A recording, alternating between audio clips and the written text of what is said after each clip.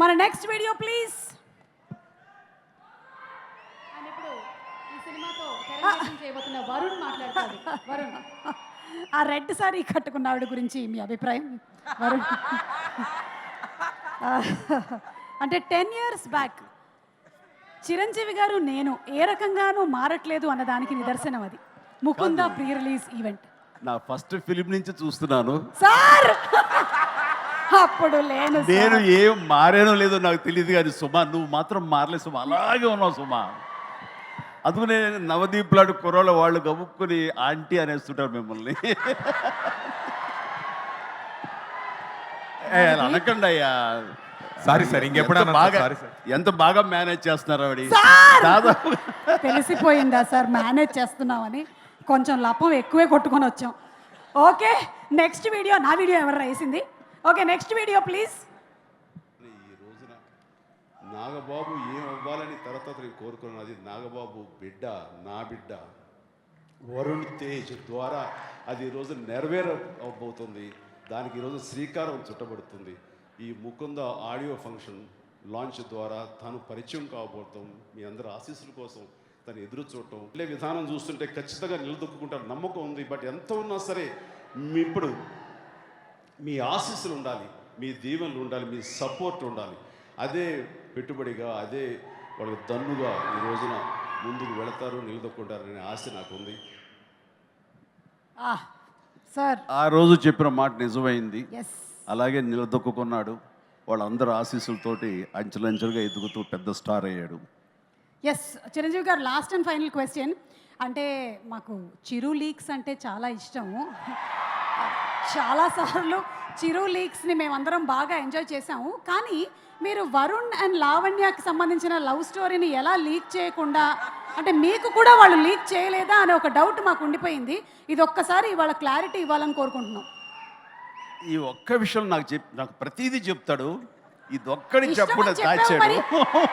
పెద్దనాన్న అంటే ఇష్టం అని చెప్పావు. అసలు నేను చూసి చాలా విషయాల్లో ఇన్స్పిరేషన్ అంటాడు కదా, లీక్స్ విషయం కూడా ఇన్స్పైర్ అయ్యి నాకు ముందుగా చెప్పొచ్చు కదా.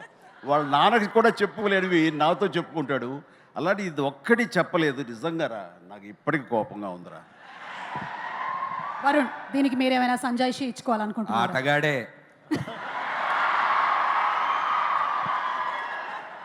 అది గౌరవంతో కూడిన భయం, దానివల్ల జాగ్రత్తగా. కానీ ఫస్ట్ మా ఫ్యామిలీలో నేను చెప్పింది మా పెద్దానికే ఆ విషయం. బట్ ఓకే, ఉన్నాయి. అర్థమైంది. థ్యాంక్ యూ చిరంజీవి గారు. వరుణ్, ఇప్పుడు ఈ మూవీలో మీరు టెస్ట్ పైలట్ క్యారెక్టర్ పోర్ట్రే చేస్తున్నారు. అది చాలా రిస్క్తో కూడినటువంటి ఒక క్యారెక్టర్. అంటే ఇందులో క్యారెక్టర్ అయినా సరే రియల్ లైఫ్లో ఉండేటువంటి టెస్ట్ పైలట్స్ వాళ్ళందరూ చాలా రిస్క్లో పెడుతూ ఉంటారు వాళ్ళ లైఫ్ని. సో మీరు కూడా లైఫ్ని ఇలా ఎప్పుడైనా రిస్క్లో పెట్టేటువంటి సిచ్యువేషన్లో పెడుతూ ఉంటారా, లేకపోతే you just go with the flow? Risk అంటే అది ఇష్టమైన రిస్క్. అది ఈ ప్రొఫెషన్లోకి వచ్చిన తర్వాత అలాంటి రిస్క్ ప్రతి ఫ్రైడే తీసుకుంటూ ఉంటాం, జనాలకు మంచి సినిమా ఇవ్వాలనే దాంట్లో. బట్ అది రిస్క్ అంటే రిస్క్ అని తెలీదు, బట్ చాలా ఇష్టంతో చేస్తాను అది. సినిమాలో ఒక డైలాగ్ అంటున్నారు రూల్స్ని బ్రేక్ చేయడానికి. మరి రూల్స్ బ్రేక్ చేస్తారా వరుణ్ ఇంట్లో, లేకపోతే బ్రేక్ చేయరా? ఇంట్లో పెట్టినటువంటి రూల్స్ అసలు అండి లైన్ దాటను. మా పెద్దోళ్ళు ఏం చెప్తే అదే చేస్తాను. అవునా? ఎందులో ఏంటి నవదీప్ ఏదో అంటున్నారు, దేంట్లో, ఏ ఇంట్లో? అంటే మీ ఇంట్లో, మా ఇంట్లో మీ ఇల్లు నా ఇల్లు అనుకో, మన ఇల్లు అనుకుంటాం ప్రతిదాన్ని. సో మా ఇంట్లో. ఎస్, ఒక్కొక్కసారి మనం చేసినటువంటి పాత్రలు, వాటిలో ఉండేటువంటి డైలాగులు మన జీవితంలో మనల్ని వెంటాడుతూ ఉంటాయి. అలా మిమ్మల్ని వెంటాడేటువంటి ఒక డైలాగ్ ఇప్పుడు మీకు చూపించబోతున్నాం. వరుణ్, చూడండి. ఇంకొకసారి ఆలోచించు బ్రో, పెళ్ళి అవసరం. నేను నీళ్ళకి కంట్రోల్ చేసి నాకు మస్తు తెలుసు. ఇంకొకసారి ఆలోచించమని చెప్పారు, ఇంకొకసారి ఆలోచించమని చెప్పారు. కానీ అక్కడ మాత్రం మీరు లేదు, నాకు పెళ్ళంటే మస్తు ఇష్టం అని చెప్పారు. అందుకే చేసుకున్నా, మస్తు ఇష్టమనే చేసుకున్నా పెళ్ళి. కంట్రోల్లో పెట్టడం ఏం లేదులేండి, మనమే కంట్రోల్లో ఉంటాం ఇంట్లో. అంటే మీకు కూడా F2 and F3 అన్నమాట.